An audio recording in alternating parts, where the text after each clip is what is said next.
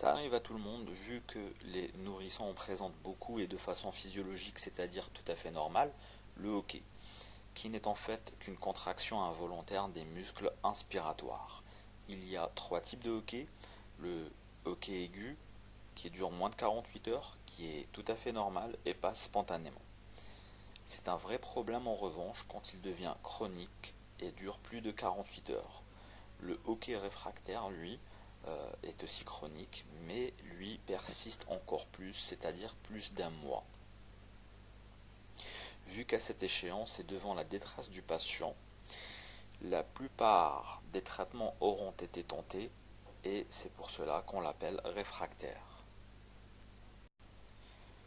Pour le mécanisme physiologique exact du hoquet chronique, eh bien, il n'est pas connu, mais néanmoins, on sait que des atteintes abdominales, voire thoraciques, des pathologies aussi cervicales, en dernier lieu, parler des pathologies neurologiques, voire psychiques chez certains patients, sont en cause.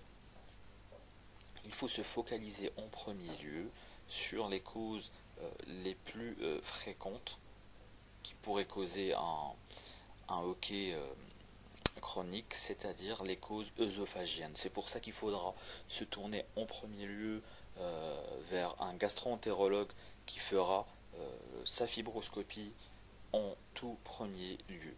Donc le gastro-entérologue, il aura une stratégie à suivre, c'est-à-dire faire en premier lieu une fibroscopie s'il retrouve des signes de reflux gastro-œsophagien ou plus rarement des signes de spasticité comme l'œsophage casse-noisette ou alors des signes d'œsophage, de grand œsophage, j'allais dire, de méga-œsophage, eh bien le diagnostic aura été fait et il faudra traiter l'atteinte œsophagienne. La plupart du temps, ce sera un reflux et traité par inhibiteur de la pompe à protons, c'est-à-dire de l'oméprazole simplement.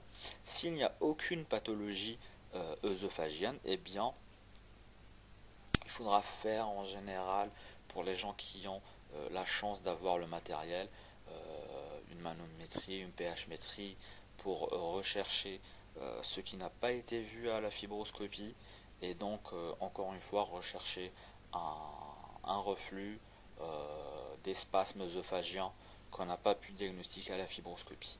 Si là aussi on diagnostique une pathologie de l'œsophage, eh bien la traitée traitera le hoquet.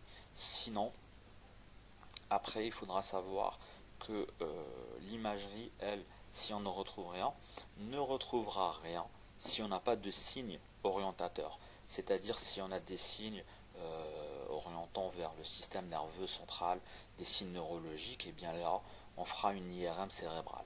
Sinon, s'il n'y a pas de signe, c'est pas la peine. S'il y aura des signes cervicales ou thoraciques, eh bien, on fait une TDM thoraco-abdominale. Cervico-thoracique, pardon, ou alors, s'il y a des signes abdominaux, eh bien, un scanner abdominal. Rechercher une atteinte à tous ces niveaux sera faite s'il y a une clinique, donc des signes qui orientent, parce que sinon, dans la majorité des cas, on ne trouvera rien du tout. Et voilà. Donc le traitement normalement après ces examens sera le traitement de la maladie retrouvée et ça traitera le hoquet. Si on retrouve rien du tout et on ne retrouve même pas de RGO, de reflux ou d'atteinte œsophagienne et rien à côté, eh bien le traitement probabiliste lui va commencer par palier. Pour le traitement, je vais commencer par le hoquet aigu, même s'il n'est pas grave, il serait judicieux des fois de soulager le patient de plusieurs heures d'inconfort. En premier lieu, je parlerai de la manœuvre de Salem, qui consiste à introduire une sonde nasogastrique pour aller chatouiller l'arrière-pharynx et faire cesser en général directement ce hoquet aigu.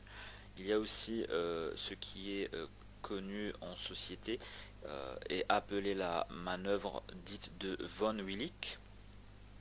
Là, il faudra prendre une grande inspiration, une inspiration maximale, et en même temps faire se rapprocher les deux omoplates en tirant les épaules en arrière. Ça pourrait marcher. Pour les autres manœuvres, je dirais un peu historiques et qu'on voit en société, eh bien malheureusement elles sont inefficaces.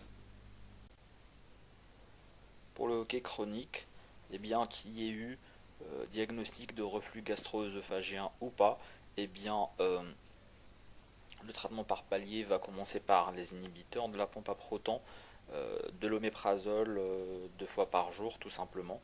Et si ça marche, ça voudrait dire que c'était le reflux qui occasionnait le hoquet. Si ça marche pas, eh bien on va avancer dans le palier thérapeutique et on prendra des antiémétiques, des traitements contre les vomissements, à savoir le méthopimazine, le Vogalène, ou alors le méthoclopramide, le Primpéran, ou encore peut-être la dompéridone, c'est-à-dire le motilium. Là, si ça ne marche pas, eh bien, on va encore changer de palier et passer au seul neuroleptique qu'on peut donner, vu que les autres neuroleptiques peuvent être des causes de hoquet chronique. Donc, c'est le chlorpromazine, le Largactil. Là aussi, si ça ne marche pas, en dernier lieu, on va passer à l'antispasmodique qui a une action sur le système nerveux central, qui est la nifedipine ou la dalate.